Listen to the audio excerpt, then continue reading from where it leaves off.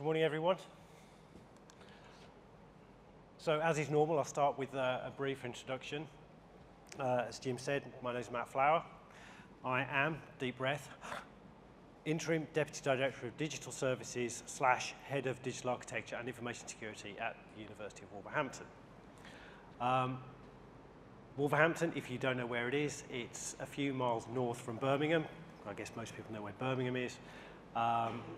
We have three main campuses, 22,000 students, 2,000 staff, roughly. Some carefully curated images of our city campus. Please do not infer that 3 days out of every 4 are bright blue skies and sunny. It is very much not. I do not want trading standards knocking at my door for false representation. I am also a member of the Board of Trustees, besides the Board of Trustees, but before I became a trustee, I was also a member of the Digital Infrastructure Group.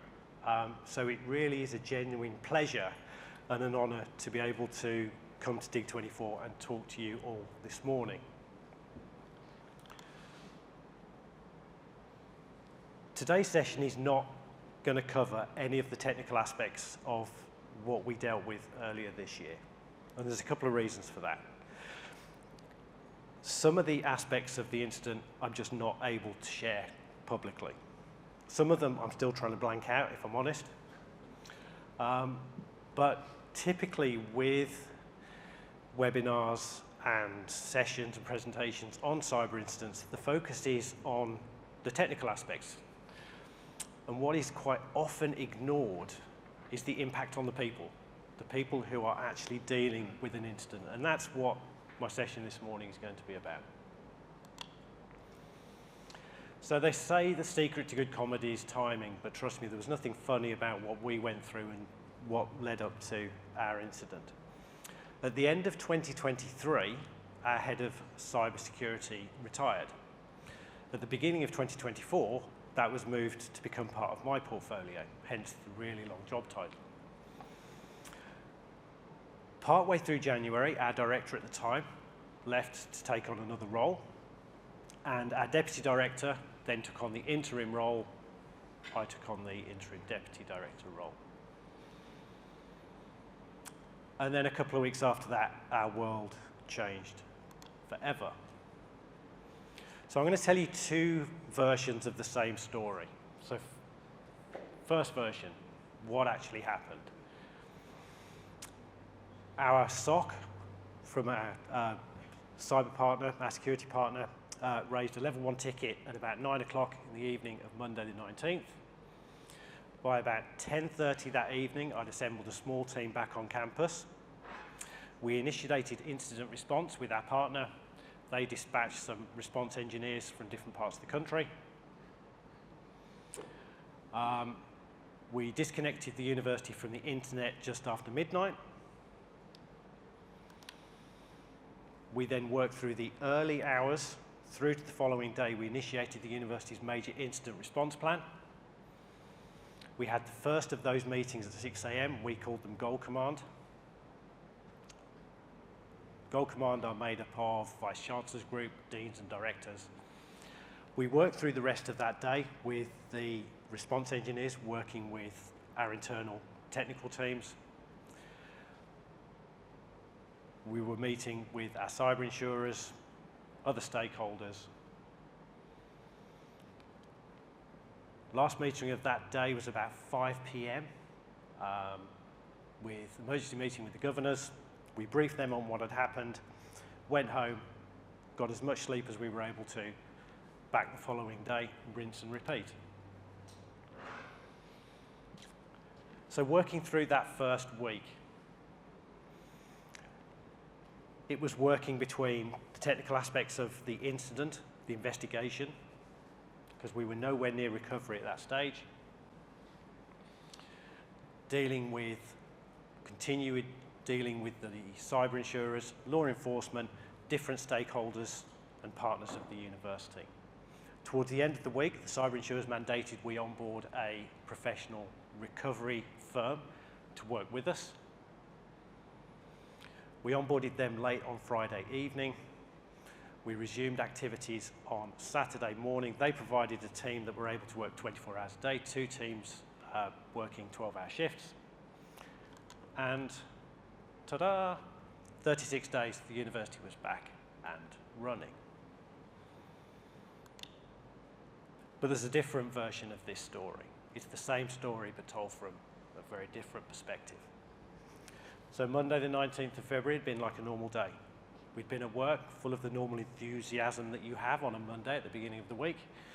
At about 9:15 that evening, and I probably wouldn't normally do this, but I thought, I'm just going to check my email. And I saw that we had a level 1 ticket that had been logged by our SOC. And I started to read the details of the ticket. And I started to get a sick feeling in my stomach. Before I'd finished reading the ticket, my mobile rang, and it was the SOC. And they'd started to describe what they were seeing across our infrastructure. And that feeling in my stomach got worse. They said that they would call me back pretty swiftly. They were going to continue looking at what they were seeing. At that point, I alerted my director. We had a conversation, and I've been doing this stuff long enough to think, I'm going back to work tonight. I contacted one of my team for them to do some checks. Now that in itself, the fact that they responded at just after 9 o'clock on a Monday night, they didn't have to do that because the way that our university works is probably not too dissimilar to others, is they don't resource us to provide 24/7 cover or have people on call. But because I'd been convinced that I was going back on campus, I went upstairs, grabbed a hoodie. I was partway down the stairs and I stopped. And I had a wry smile on my face, because I thought, I know what's going on here. Because it had been talked about, I thought our COO has spun up a desktop exercise. She spun it up outside of normal hours to make it look realistic. And I thought, okay, I know what's going on. I'll play along. And then I got downstairs, and then my team member rang me to tell me what they could see. Or actually, more appropriately, what they could no longer see. And at that point, I was bent over double, thinking I was going to throw up on my hall floor, because the reality really kicked in.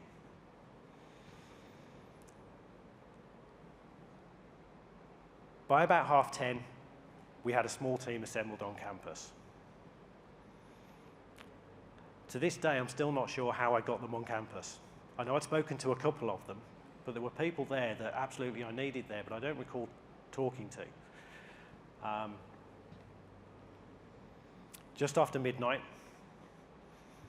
I had to make one of the biggest infrastructure decisions of my career so far, and that was to disconnect the entire university from the outside world.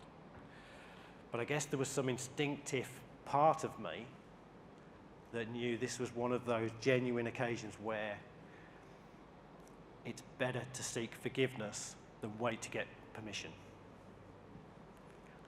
And it's not actually that exciting when you disable the ports on your routers.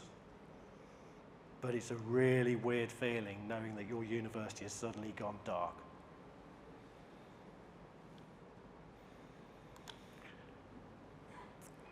At some point during the early hours, the incident response engineers turned up. And at that point, they brought a sense of calm that we so desperately needed. None of us had faced anything like this before.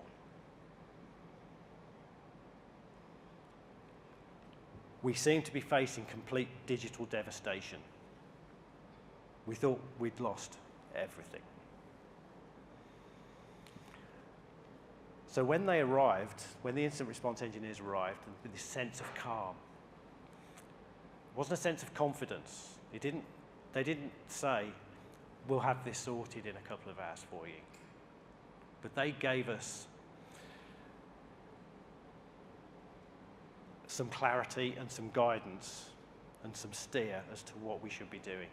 And then the team that we'd assembled then worked with those engineers to start to understand the scale of the problem, how the problem had occurred, and how wide the problem was.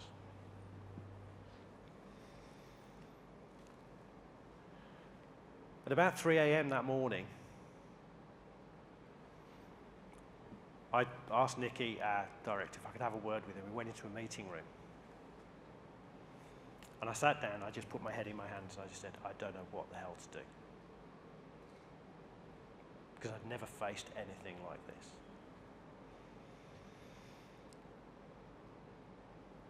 That was the first of a few times for both Nikki and myself where we really had to lean on each other and buoy each other up.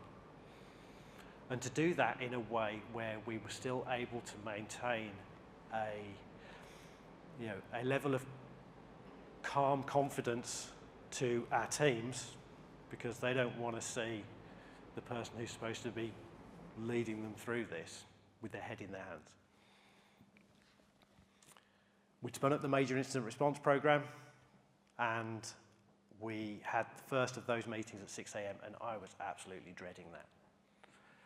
Because I was thinking, everything that's happened, this is on me. I thought they're going to really rip into me on this. But actually, I was completely wrong. In times of crisis, universities really do come together. And I was surprised, but probably more relieved about the collaborative spirit that was being demonstrated by those colleagues. So we worked through that the rest of that day, meeting with the cyber insurers, and those meetings were challenging. And it's only now on reflection that I can see they're just doing their job, gathering facts, understanding what's going on, and helping us with moving us forward through this. At about 4 p.m, I had another really difficult decision to make. I was feeling the pressure from the university. I think we've got to get the university out of the hole that it finds itself in. And I looked across at my team, my colleagues, and they wanted to do the same. You know, their commitment, their professionalism. They wanted to do everything that they could to help our recovery. But overriding all of that, you know, I knew that this wasn't going to be something that was going to be done in a couple of days. And I wanted to make sure that when we got to the finishing line, we all crossed that finishing line together. And the only way that we were going to do that was if I made sure that our teams were looked after, that they got the rest that they needed. We were facing some really long days ahead. So I started to send people home. And in some cases, you know, it was quite a robust conversation, but sent them home. 5 o'clock was the last meeting of the day, which was the emergency governors meeting, and that was horrible. You know, I'm not in front of governors very often. I was in front of a laptop camera on mobile data, looking like I slept under a hedge, and I got some really, really difficult questions. Got that out of the way, and then 39 hours after my head had left the pillow, the day before, it hit the pillow again for a little bit of sleep. So the image on the screen is courtesy of Copilot. I said, create me an image of a deep sea diver juggling balls of fire, which I know defies all of the laws of physics. But that really demonstrates how that first week felt for me. I was moving between the technical teams, you know, deep dive technical investigatory work. I was then having to surface to less technical levels to then update partners, stakeholders. Juggling balls of fire because there were so many moving parts to what we were dealing with. Towards the end of that week, the cyber insurers mandated we onboard this professional recovery firm. And that really bothered me. And it bothered me because I didn't want the university to see that as a slight on my team, on my colleagues. So I had to brief the Gold Command meeting on Friday morning that this was happening. And I tried to articulate the message in a way that they understood that this wasn't because my team were not good at their job. It wasn't because my team were not putting the work in. And I was sat next to Nikki, and we were in front of this laptop, and I started to talk. And maybe it was the stress, the exhaustion, the unhealthy amount of caffeine through my system.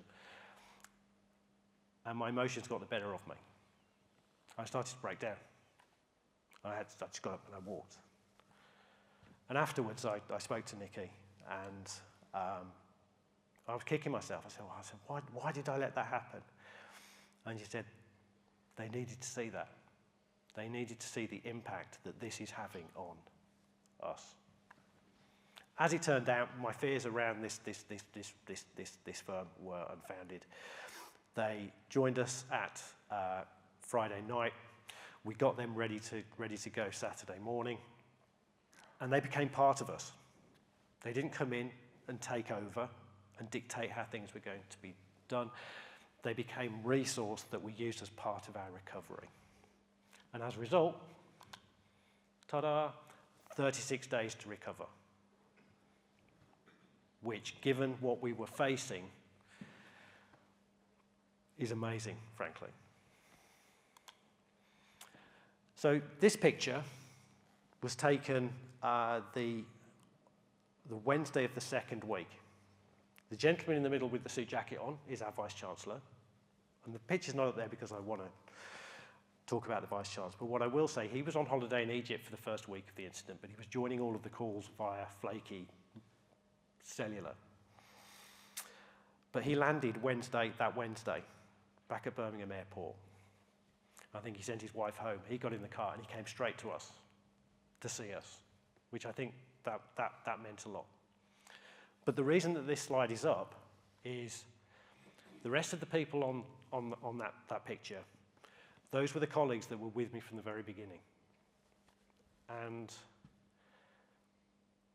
I will remain eternally proud and grateful to those colleagues for everything that they did, because if it wasn't for them, we would probably still be recovering now. They're the reason we recovered as quickly as we did. The city of Wolverhampton has a motto, out of darkness cometh light, which I think kind of is really appropriate for what we went through. No amount of desktop exercises, no amount of webinars, no amount of presentations can prepare you for this sort of incident. So the experiences that we went through at Wolverhampton were invaluable. They truly were, I think, and I'm okay speaking on behalf of the colleagues that were involved, the darkest days of our careers to date. They really were. But the experiences that we got from that will be invaluable and will stand us in good stead as we continue through our respective careers. The university is now more cyber resilient. It's more cyber aware. Very early on, kind of post-recovery, our project management office, our internal project management office, was sending out emails related to a project that they were looking after. The emails hadn't been worded as well as they could have been. So Nick and I were getting a flurry of requests, of contacts from people across the university saying, we've received this email saying click on this link to complete a survey. Is it legit? Is it okay? I would much rather have those sorts of calls coming in than somebody just blindly clicking on a link, putting in their username, password, blah, blah, blah. At both a team, a department, and an organizational level, the level of collaboration across, throughout the incident was amazing. And sometimes, we're probably not unique. We sometimes have good working relationships with our estates and facilities colleagues, sometimes less so. But just one example, E&F provided us with packed lunches every day throughout the incident. But trust me, after a couple of weeks, the novelty of a free pre-packed sandwich soon wears off. And a shout out to you, Sizer, as well. And it's not because I'm a trustee. I was able to reach out confidentially to colleagues who had been through what I was going through. I was able to seek their advice, their guidance. I was able to rant, moan, just offload. But by about the second week of the incident, we were having some real challenges about managing the university's expectations on how long our recovery was going to take. Because we had respective stakeholders worried about their system, but their system is not going to do anything if we don't do all of this underlying stuff. So a colleague who had been through this said, do you want me to come and talk to your leadership group? I said, if you would, that would be fantastic. And he did. And actually having somebody else say, we've been through this, this is how long it took, really helped manage the expectations of the business. So with that, thank you. And if we do still have some time, I'll take any questions if there are any.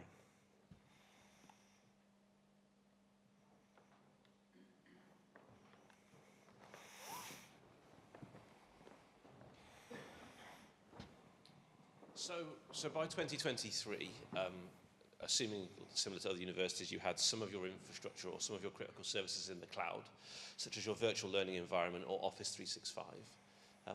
What did that migration do to help or support your operations during those 36 days, or was it everything was off at that time? We were really fortunate. So yes, hosted VLE, we're a 365 house.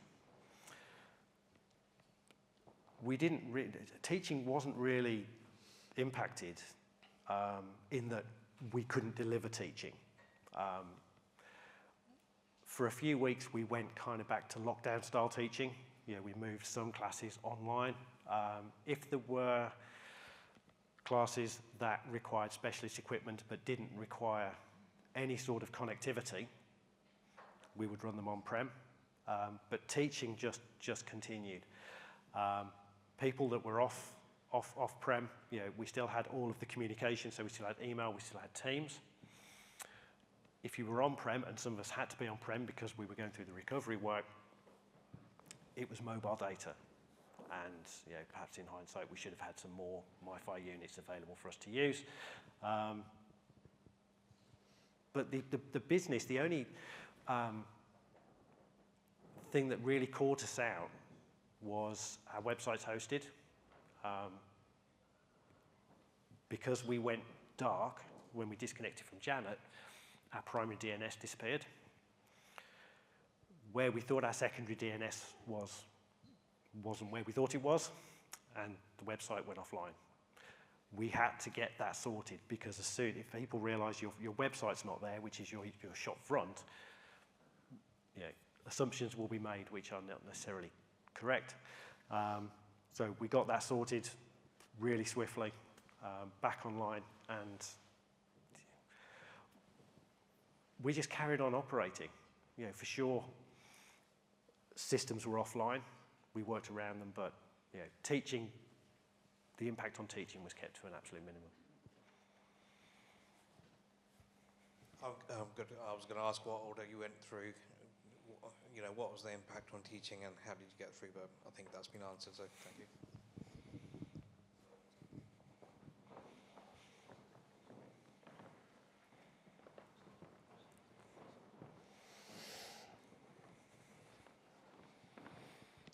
Stuart Hogg from Waterstones.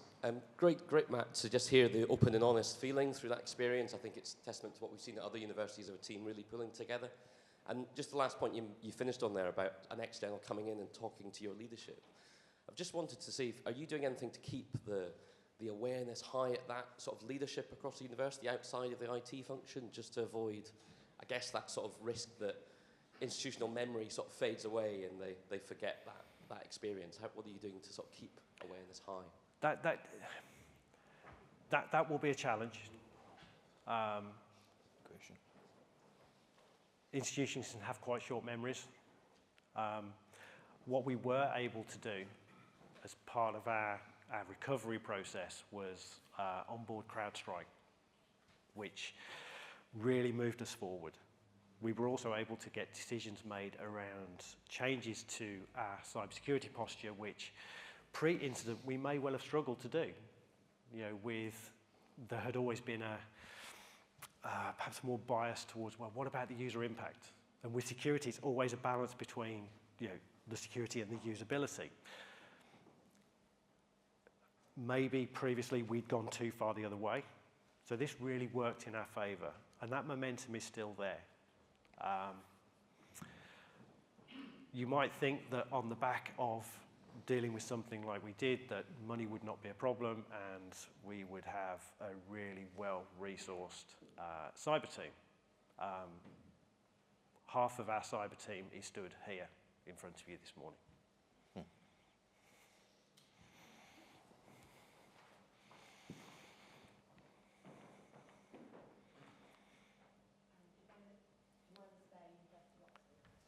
I've heard stats about how many, after a major cyber incident, a large number of your staff will either leave or go off sick or long-term sick. Have you found that's the experience? No. Not from the core team that were with me from the very beginning, which I think says a lot about them. We have been very mindful of, you know, the impact on the people, and that's why very early on in our kind of investigation and then recovery, difficult though it was, yeah, we would make sure that we were trying to get people working as close to normal working hours as possible, because we did not want to burn them out. And there's one colleague in particular, yeah, I was almost having to physically remove him from the building at the end of the day. You know, and I always took the approach that, you know, I would be the last to leave, because I thought if I go and they say, oh yeah, I'm going in 5 minutes, I think, no, you won't. And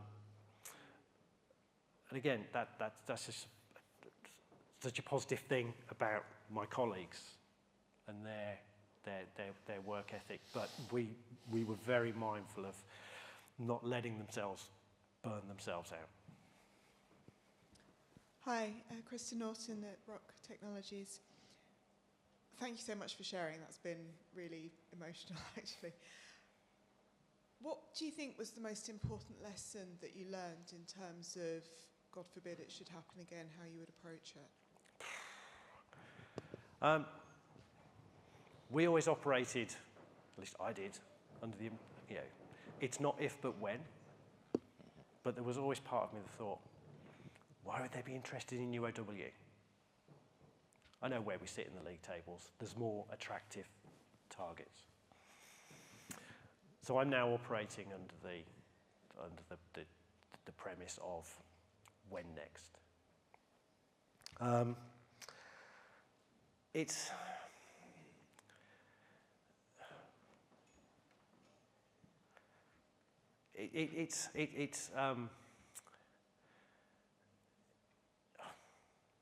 Sorry, my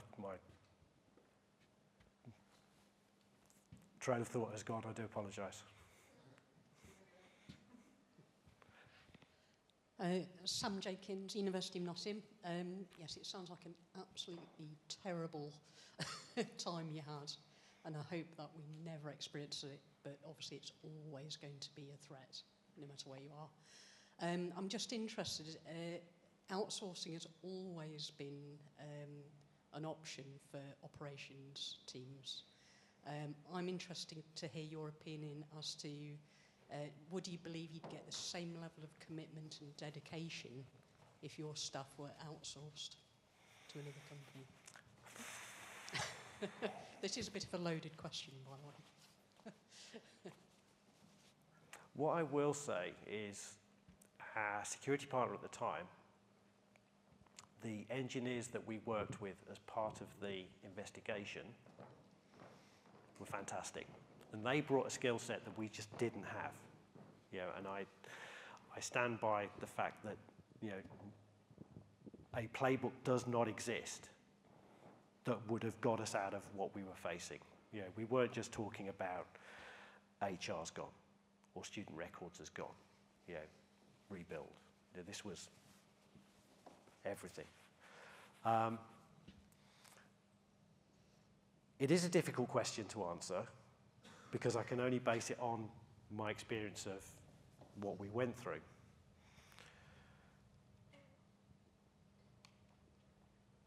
I think having a really good partner to work with is essential because of the challenges that we face around recruitment. We're going to struggle to get all of the skills that we need to hopefully prevent, but sometimes inevitably deal with this sort of incident. So I think having a really good partner to work with and taking the approach that, you know, your cyber defenses are never a single layer. You know, it's the onion model. You know, and that stuff, you know, you've got multiple layers of technology. You know, your weakest layer is always the human. I don't mean the humans that I work with, but the humans that we provide technical services for.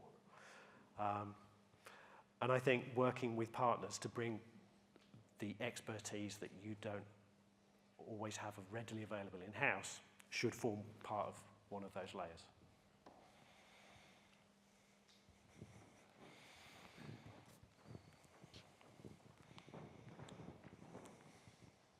Hi, it's Anthony from Leeds Beckett.